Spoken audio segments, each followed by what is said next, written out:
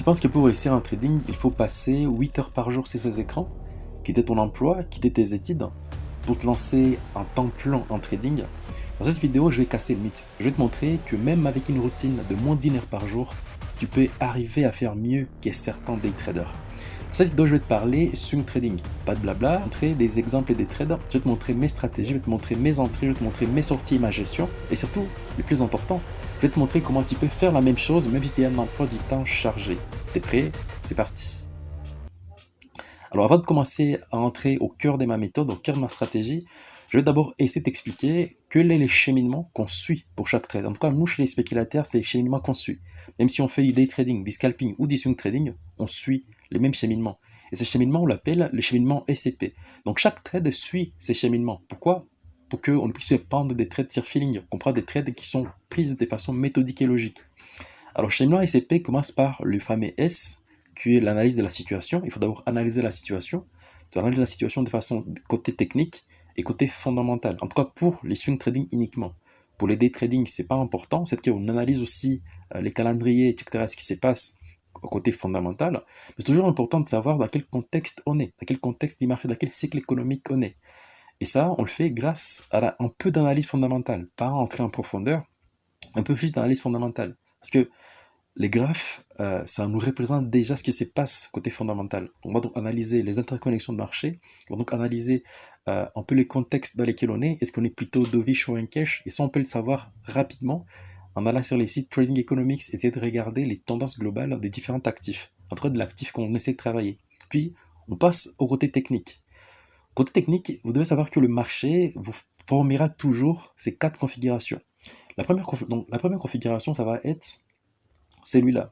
Vous allez donc avoir un marché qui va être dans un range qui est étroit. En tout cas, ces genres de configurations, ces genres de marchés sont les marchés à éviter. En tout cas, quand on fait du swing trading ou des marchés à étudier, enfin parce que quand on a un range qui est étroit, à un certain moment, ce range va casser, il va avoir une forte volatilité. On appelle ça une contraction de volatilité. Et puis, à la cassure de ces genres de ranges, on aura donc une sortie qui va être énorme et on va donc avoir de belles opportunités. Puis, deuxièmement, on peut avoir un range qui est volatile. Un range qui va donc être plus volatile. On peut aussi avoir une tendance, ok, une tendance qui est forte et une tendance qui est faible. Alors, dans ce genre de situations, on sait comment est-ce qu'on va se comporter côté stratégie et trade avec ces données. Alors, vu que je t'ai parlé des premières parties du cheminement, qui est l'analyse de la situation, je vais te parler maintenant de comment est-ce qu'on se forge une conviction. Pour se forger une conviction, il faut utiliser 2 unités de temps. D'ailleurs, pour trader, il faut toujours utiliser 3 unités de temps. L'unité de temps de l'analyse de la situation, l'unité de temps pour se forger une conviction, et l'unité de temps de prise de position, ou unité de temps de tendance des fonds, l'unité de temps stratégique, et unité de temps de prise de position. Alors, pour nos différentes stratégies, on va élaborer nos différentes stratégies sur une unité de temps intermédiaire, on appelle ça l'unité de temps moyen. Alors, on aura différentes stratégies. On aura des stratégies qu'on va donc élaborer dans des ranges. On aura donc des stratégies qu'on va donc élaborer dans des ranges avec la première stratégie que j'appelle la stratégie des sorties de range et la deuxième stratégie que j'appelle la stratégie de réintégration de range. Là sont les stratégies qu'on va donc élaborer quand on a une situation de marché en range. Quand on est en tendance, on aura des stratégies encore une fois. La stratégie des contre-tendances, ok, on a fortement monté et puis on va jouer des contre-tendances, et la stratégie des suivis tendances. Alors, pour la stratégie suivi tendance, on aura donc des configurations graphiques ou des setups de trading. Pour prendre maintenant une position, on aura donc un KBOT1 et on aura un KPB. Puis, quand on a une stratégie, par exemple, des sorties de range, ce qui arrive très souvent, on aura donc les setups de trading KBOT1 et les setups de trading KBO. Et puis, quand on a une stratégie de réintégration de range, on aura un KBO. Et puis, si on a une stratégie de contre-tendance, on aura un KBO. Bon, c'est que si vous ne connaissez pas si c'est un KBO, un KPB, un KBO, c'est quoi? Je vais tout vous expliquer dans cette vidéo, donc on va aller ensemble. Mais vous devez savoir d'abord qu'un KBO signifie Kumo Breakout. Alors on va maintenant passer à la partie pratique de cette stratégie. Tu dois savoir d'abord que la première chose à faire quand on est swing trader, c'est de sélectionner ses actifs. Et nous, ce qu'on va faire, on va se baser sur un principe qui est simple. Vous devez savoir que le marché transfère des liquidités d'un asset class à un autre asset class. Par exemple, les gens achèteront des obligations dans un certain contexte des marchés. Ils achèteront les actions, les actifs à risque dans un autre contexte des marchés. Ils achèteront de l'or ou les matières premières dans un autre contexte des marchés. Donc ça dépend des différents cycles économiques, que ce soit inflation, déflation, boom ou récession. peu importe, donc dépendamment de la situation économique, il faut donc acheter un certain asset class. Vous devez savoir que chaque année, il y a un ou deux asset class qui vont donc délivrer qui vont donc délivrer la tendance de l'année. Et pour s'exposer à ces différentes asset classes, on va donc s'exposer sur le forex en achetant et en vendant différentes devises qui vont donc s'apprécier ou se déprécier dans l'année. On va donc s'exposer au marché des actions en achetant les indices. Regardez, donc ici, on a par exemple les US 500 qui regroupent 5 entreprises américaines et les D30 qui regroupent 40. Donc les D30 ou appeler les DAX 40 aujourd'hui. On a aussi les cryptos, donc on a les bitcoins et l'Ethereum, et on a les matières, donc on a aussi les matières premières avec l'or et l'argent. Donc, à un certain contexte des marchés, l'or et l'argent vont s'apprécier. À d'autres contextes des marchés, l'or et l'argent vont se déprécier, par exemple. Et nous, ce qu'on va faire en tant que spéculateur, c'est juste profiter des écarts de prix. Vous devez savoir qu'en tant que spéculateur, ce que nous on fait, parce que nous on est des fast money, il y a des really money, il y a des personnes qui vont donc acheter de l'or pour se protéger contre l'inflation. Et nous, ce qu'on va faire, on va juste profiter de cet achat massif de ces personnes, donc cette hausse de l'actif qui est en train de monter. Donc nous, les actifs qu'on va donc travailler, qu'on va donc se concentrer dessus, entre les actifs que j'ai moi-même analysés et que je sais qu'avec ces stratégies, elles ont un avantage, elles sont les super forex. Donc vous avez les super forex, les super forex, l'IDUSD, EURUSD, GBPUSD, USD CAD, USD CHF et donc USD Yen et USD CHF. Et puis on a aussi les US 5, donc les US 500. Les US 500 c'est voilà, donc les US 500, c'est les S&P 500 et les D30, c'est les DAX 40. Et puis vous avez aussi les bitcoins et l'Ethereum pour s'exposer au marché de crypto. Et on a les XAUSD et les XAJUSD pour s'exposer au marché des commodités ou le marché de matières premières. Alors, une fois que vous avez compris les actifs qu'on va donc travailler avec ces stratégies, je vais maintenant vous montrer les outils qu'on va utiliser. Ishimoku Kinkoyo. Alors pour ceux qui me connaissent, ils savent que je suis un fan d'Ishimoku. C'est un indicateur, moi, que je suis devenu un expert en l'utilisant. Et puis on va aussi insérer le point pivot.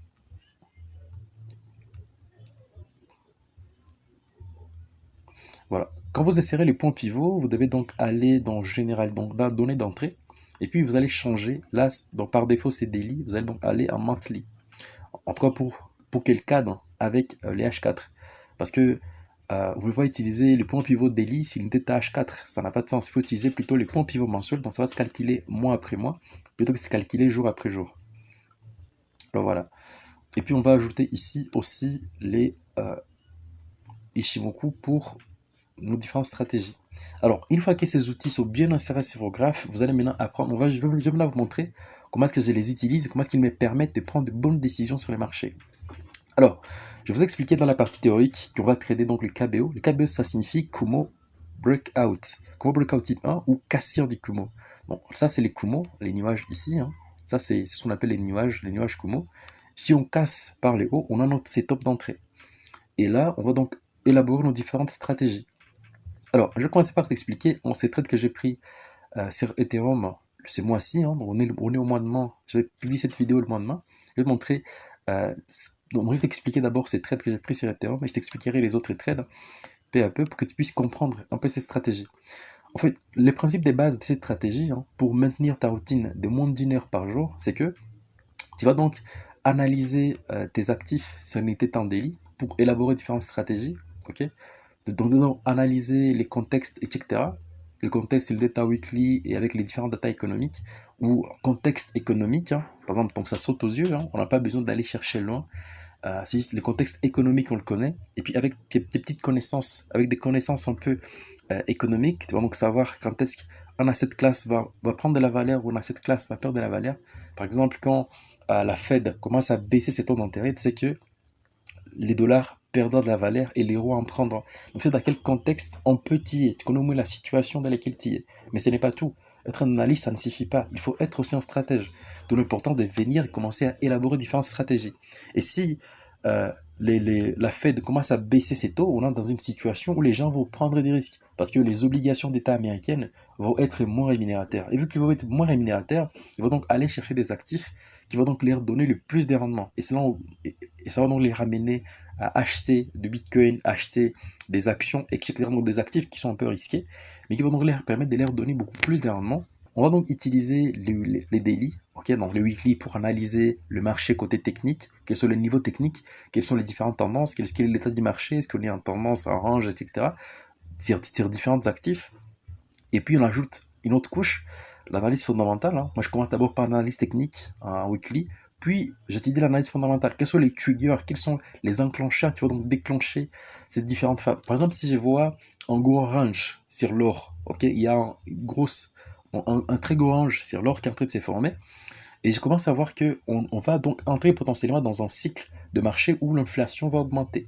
Je me dis, bah tiens, si l'or casse à la hausse ses ranges et que l'inflation commence à augmenter, donc on va donc entrer dans une grosse tendance sur l'or. Donc l'analyse technique, c'est elle qui me relève ce qui va se passer potentiellement côté fondamental. Donc je commence toujours par l'analyse technique, puis l'analyse fondamentale. Peut-être que l'objectif de la vidéo, c'est d'expliquer comment est-ce que j'utilise une stratégie, donc comment est-ce que j'utilise ma stratégie. Donc on va utiliser les daily pour élaborer nos différentes stratégies et puis les H4 pour prendre une position. Alors, comment est-ce que vous allez entrer dans une position et comment est-ce que vous allez sortir? En tout cas, ça dépend ça dépend de la stratégie que vous allez donc employer, ça dépend du contexte du marché. Vous devez savoir que pour entrer en position, ça dépend des setups aussi. En tout cas, pour ces setups ici, on avait un KBO, un combo breakout. Il y a 4 règles de base à respecter pour entrer en position avec un KBO. Règle numéro 1 est que vous devez être dans une stratégie appropriée. Ça va être donc soit une stratégie des suivis de tendance, soit une stratégie de sortie de range. Ce sont les deux stratégies appropriées pour ce genre de setup. Ici, c'était une stratégie plutôt des... voilà, on avait un petit rebond à l'intérieur ici, et qui correspondait au rebond de mon niveau ici. Et moi, ce qui m'avait beaucoup marqué sur ces trades sur l'Ethereum, c'était que on avait quelque chose qui était très propre, c'est le BTC, parce que c'est la même classe d'actifs. Donc la même raison qui pousse les personnes à acheter l'Ethereum, c'était la même raison qui poussait les personnes à acheter du Bitcoin. Alors je commençais à analyser le Bitcoin. Qu'est-ce que j'avais? Tout d'abord, souvenez-vous, dans une de mes vidéos, je vous avais expliqué que au-dessus des 90 000, c'est à ce moment-là que j'achèterais du Bitcoin. Et ce qui s'est passé, donc on est passé au-dessus des 90 000, on avait un range qui était ici. On a cassé ces ranges par le haut. Et là, qu'est-ce qu'on voit? Bon, moi, j'avais acheté le Bitcoin, en tout cas, dans mon portefeuille investissement, à partir de ce moment ici. Parce que voilà, on a traversé le Kumo, etc. Donc, c'est peut-être des notions que vous ne comprenez pas maintenant. Si vous voulez apprendre comment utiliser Shimoku, je vous ai fait une vidéo complète. Je vous la mettrai dans la description. D'ailleurs, au passage, il y aura aussi un lien vers mon canal Telegram. N'oubliez pas de vous abonner à la chaîne si vous appréciez ce que je fais. Donc, on avait une sortie ici. Donc, le marché a fait une impulsion après une sortie de range, cassa les niveaux de 90 000, qui était au niveau des chiffres ronds. Clé très important. Puis, il y a eu un rebond dans les nuages. Ok, donc là, le nuage KSTS, on appelle ça le nuage KSTS. Bon, parce que la ligne rouge, c'est ce qu'on appelle la Tenkan, et la ligne bleue, la Kinjun. Là, il y a un rebond dans les nuages KSTS. Et là, on est sorti. Et c'est à ce moment-là que je pris mon trade sur l'Ethereum. C'était quelque part ici. Parce qu'on avait un setup sur le Bitcoin. Donc, on avait un trade, on a aussi un trade sur le Bitcoin. On avait donc un setup sur le Bitcoin. C'était un Kumo pullback type 1. Même chose que l'Ethereum. On avait donc un pullback d'un nuage. On avait donc une petite cassure par les bas, mais c'était une fausse cassure parce que la Chikou ne validait pas. Puis le marché répare à la hausse, donc casse avec une très grosse bougie. Mais cette grosse bougie, encore une fois ici, ne valide pas parce qu'encore Chikou a des obstacles. Et là, il y a une petite correction. Et puis là, on casse par les hauts. Là, Chikou n'a plus d'obstacles. Et là, c'est le moment d'entrée. On était entré ici. On avait un ratio risk-reward très intéressant. Parce que quand on entre dans ce genre de positions, il faut viser la SD du pont pivot, donc la R2, ça dépend des contextes, la SD pour la vente et la R2 pour l'achat. Il faut viser la RD pour prendre ses bénéfices. Alors, on visait ici, mais par contre, au fur et à mesure que le marché évoluait, nous, on manageait notre trade. Et comment on manage les trades? En suivant la Kinjun. Donc c'est une stratégie qui est robuste, une stratégie qui est assez simple. J'ai d'ailleurs fait une autre vidéo, une autre masterclass où je t'explique la stratégie complète sortie de range. Dans cette vidéo, j'ai dit pour te montrer comment tu peux trader 1 heure par jour de façon efficace. Mais c'est pas pour t'expliquer, entrer en profondeur dans le détail. J'ai fait une vidéo sur les CG. C'est une vidéo de plus de 50, d'environ plus de 50 minutes. Je te la mettrai en description pour continuer ton apprentissage. Je t'explique en détail comment trader la stratégie SDR. Donc c'est presque le même principe. Alors, on avait donc un petit trade sur le Bitcoin ici. On a donc décalé notre stop loss au fur et à mesure que le marché évoluait. Et puis, on a décidé de clôturer notre position à ce niveau ici parce qu'on a une phase de désynchronisation. Et quand l'indicateur s'est synchronisé, on a donc décidé de sortir ici avec un beau profit.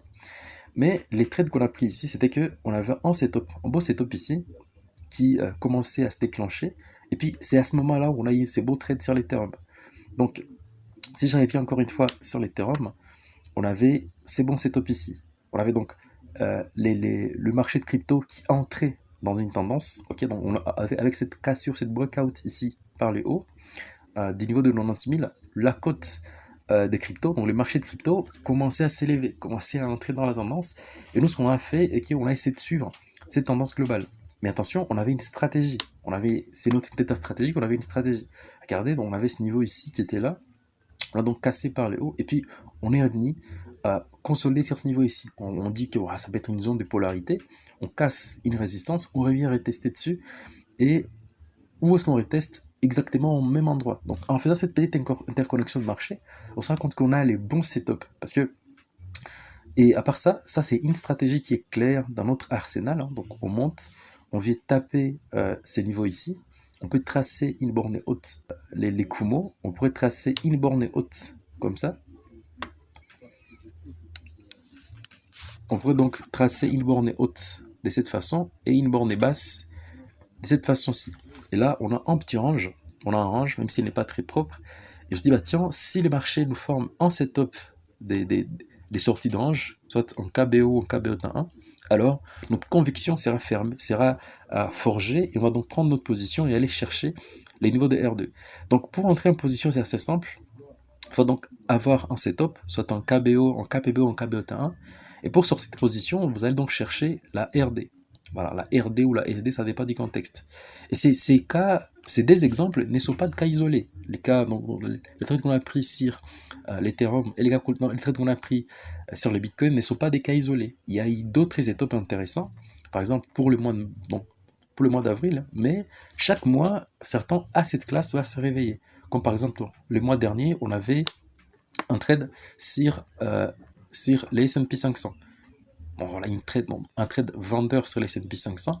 La stratégie derrière était une stratégie de suivi tendance. Okay, on avait donc le marché qui a fait une impulsion baissière, une correction qui est revenue de rebondir dans les nuages KSTS, et puis on avait un beau setup ici. Donc une très belle stratégie.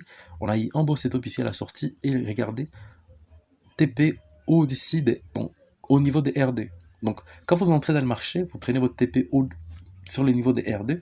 Quand vous entrez à la vente dans le marché, vous prenez votre TP au niveau des R2. Exemple, c'est sur les USDCHF. On avait presque la même chose sur les USDCHF. On avait donc un KBO. On avait un KBO baissier. Même chose. Donc on entre sur le setup du KBO. Donc il y a 4 règles de base pour un KBO. Cassure du Kumo, validation de Chiku, on doit être en dessous du point pivot, etc. Donc toutes les règles sont bien détaillées dans la vidéo des plus de 50 minutes que je t'ai fait sur YouTube. C'était une masterclass. Je te la mettrai en description pour apprendre comment est-ce que j'utilise la stratégie de sortie. Donc comment est-ce que je traite les KBO, quelles sont les différentes règles derrière. Je ne vais pas encore revenir dans cette vidéo pour qu'elle ne soit pas très longue. Alors vous avez aussi ici, donc la stratégie qu'on a élaborée ici, c'était le suivi tendance. Alors une autre chose, c'est qu'on avait aussi la même chose pour le mois de mars, mais sur l'euro-dollar, donc sur le GBP-USD, je vais vous montrer le GBP-USD. On avait la même chose, on avait en KPB, en Kumo pullback, voilà, les setups Kumo pullback, on l'avait ici, même chose, donc sortie du Kumo par les hauts, on avait un beau KBO avec différentes règles, il y a plusieurs règles à respecter. Dans la vidéo de 53 minutes, il va donc apprendre beaucoup plus d'avantages. On avait donc entré ici, stop loss ici, comme lever la méthode, et sorti au niveau de la RD. Pour manager le trade, il de suivre la Kinjo. Donc chaque jour quand vous arrivez devant vos graphes, bon, ça sera après chaque 24 heures, vous arrivez devant vos graphes et vous scalez juste votre stop loss au niveau de la Kinjo. Donc il n'y a pas à se casser la tête, vous pouvez même les faire sur votre téléphone, vous n'avez même pas besoin de devant vos écrans. voilà, pour analyser, pour étudier, etc., élaborer le scénario, c'est bien d'être focus pendant une heure. Mais pour manager le trade, c'est assez simple. Vous regardez juste quand vous avez un peu de temps libre, je sais pas, quand vous sortez de votre boulot, vous managez votre trade en suivant juste la Kinyon, la ligne bleue. C'est quelque chose qui est facile à faire, facile à suivre. Donc, on avait aussi une bonne stratégie sur, voilà, c'était ici, on avait une stratégie des suivis de tendance, stratégie SDT, une très belle stratégie. Donc, le marché a monté, a remonté à l'intérieur, il y avait toutes les règles qui étaient réunies, et là, boum, hausse. Alors, on avait aussi un très beau trade sur, sur l'euro-dollar, même chose, donc les mois de mars, on avait une très belle sortie, un setup de trading KBOTA1. Donc pour essayer de te montrer la stratégie qu'on avait, on avait une stratégie de sortie de range. Je t'ai fait une vidéo complète où je t'explique la stratégie de sortie de range. Encore une fois, les liens en description sont masterclass complet, gratuit. Déjà, regrette d'avoir partagé énormément de valeur, donc va en profiter. On avait donc ici une très belle stratégie. On avait donc un range qui s'est formé ici. Je t'ai montré aussi dans la vidéo comment est-ce que j'arrive à identifier mes ranges. On a donc le niveau de 1,05 qui était ici, qui représentait ma borne haute. Donc c'est vrai qu'il a sorti allait être beaucoup plus puissant. Sur ici, à ce niveau ici. Donc il nous a permis donc d'initier la position avec différentes règles. Règle numéro 1, 2, 3, 4, 5, 6, 7, 8. Il y a environ 8 règles à respecter pour ces setups. Si toutes les cases sont cochées, c'est le moment d'entrer. C'est que elles sont là directement, spontanément. Donc on a la sortie de la Chikou, on est au-dessus du pont pivot ici, on a tout ça, donc tout est bien réuni. Et là, regardez, donc on a scalé notre stop loss. Bon, notre target était à ce niveau ici, au niveau de la R3. Et puis ici, on a donc le marché qui a baissé et qui nous a donc arrêté à ce niveau ici, donc avec un très beau profit. Donc, cette stratégie te demande uniquement moins d'1 heure par jour sur le marché et une petite surveillance. Et là, tu as tout ce qu'il te faut pour trader efficacement cette stratégie.